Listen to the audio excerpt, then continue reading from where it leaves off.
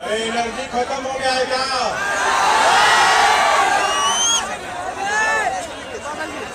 बोलिए एक बार जोर से जय भीम। भीम आर्मी जिंदाबाद, आजाद समाज पार्टी जिंदाबाद, चंद्रशेखर आजाद जिंदाबाद, कमल सिंह वालिया जिंदाबाद। बहुत बहुत धन्यवाद। सबसे पहले मैं बिहार की इस पावन धरती पे महात्मा बुद्ध की धरती,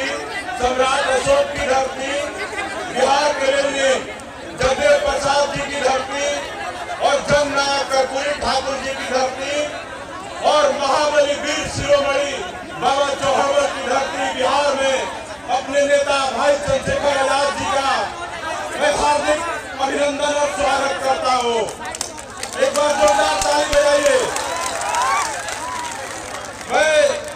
बिहार ही नहीं पूरे देश के अंदर बहुजन समाज में जन्मे सभी महापुरुषों को नमन करने के साथ साथ मैं यहाँ स्टेज पे बैठे हमारे भीम आर्मी के संस्थापक चंद्रशेखर आजाद जी और भीम आर्मी के राष्ट्रीय प्रमुख महासचिव कमल सिंह वालिया जी, आजाद समाज पार्टी बिहार के प्रदेश अध्यक्ष भाई जौहर आजाद जी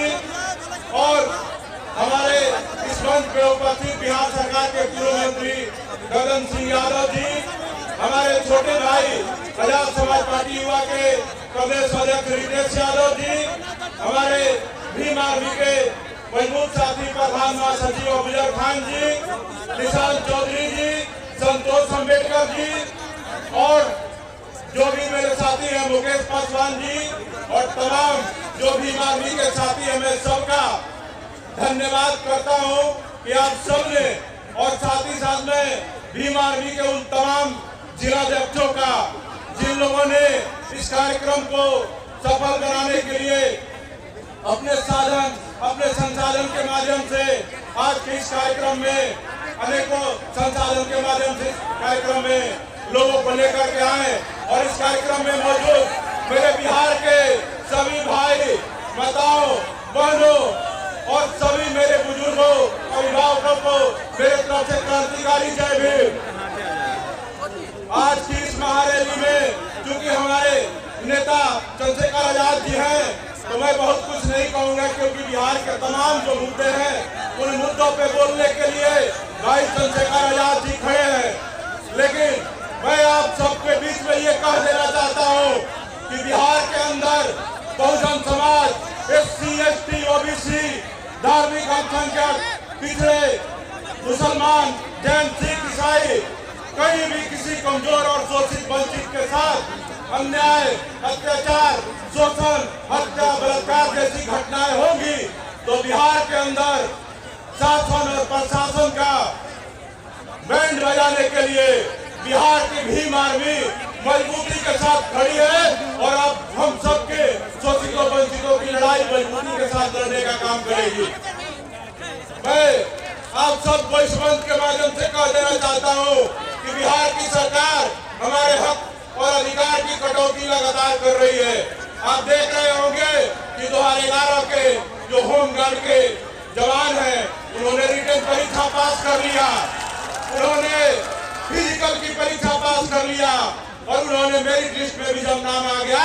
तो यही बगल में बिहार के मुख्यमंत्री नीतीश कुमार जी का कार्यालय है और उस कार्यालय में बैठे हुए नेता भी सुन ले कान खोल के कि हमारे होमगार्ड के भाइयों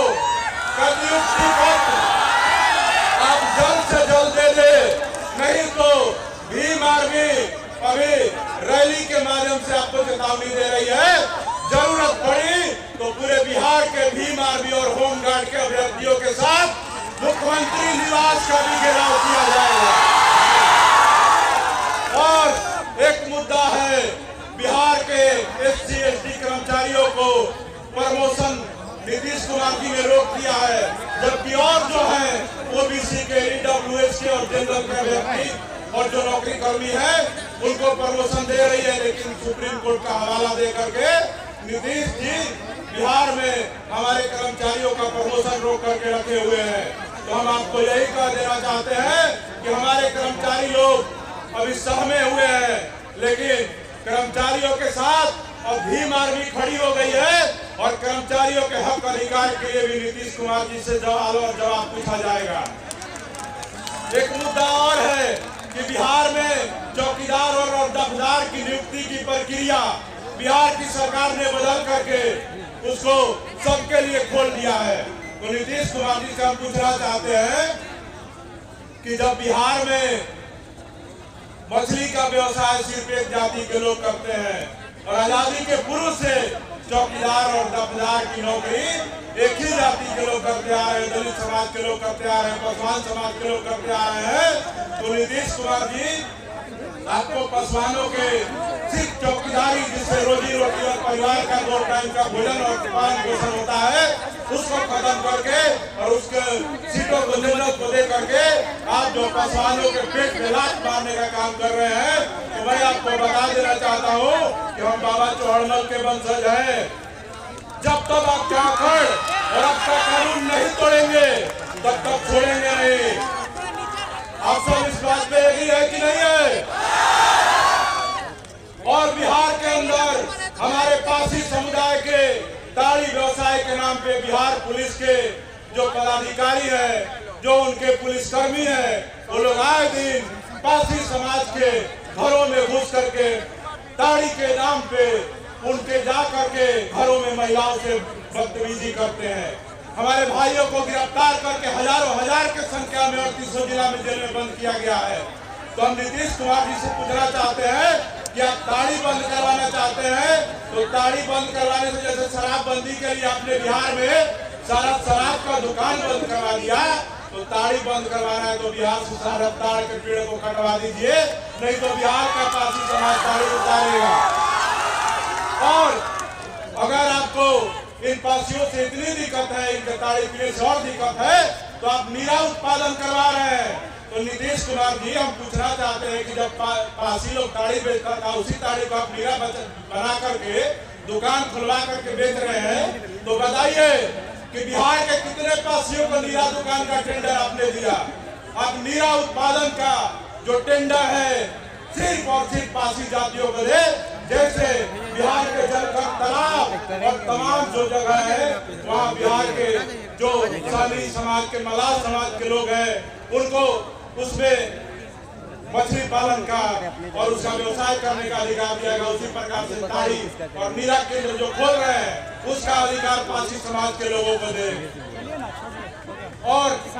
बिहार के अंदर आप सबको देख रहे होंगे लगातार कि आए दिन कहीं ना कहीं घटनाएं होती है। मुजफ्फरपुर के पारू में हमारी बहन रूमा का बलात्कार करके हत्या कर दिया गया, लेकिन वहां के पुलिस प्रशासन के लोगों ने उस मामले पे लिपापोती किया और उस घटना को ऑनर किलिंग का नाम दिया। तो हम नीतीश कुमार जी से ये भी कहना चाहते हैं कि बिहार में जितने एसपी और डीएम आप अपनी जाति देख देख करके बना रहे हैं, तो उन डीएम और एसपी को बोल दीजिए कि हमारे समाज के साथ निष्पक्षता के साथ न्याय करे, नहीं तो भीम आर्मी का झंडा और डंडा दोनों मजबूत है। हम लोग पुलिस के जो पदाधिकारी है, जो एसपी है, उनका अकड़ उतारना भी हम लोग बहुत अच्छे तरीके से जानते हैं। और बिहार में आए दिन तमाम घटनाएं होती है, चाहे मुजफ्फरपुर का पारू का घटना हो, अभी 13 साल की एक बेटी धनरुआ की रहने वाली उसका बलात्कार कर दिया गया, लेकिन 20 दिन बीत गए मामले को, अभी तक अपराधी गिरफ्तार नहीं हुआ है।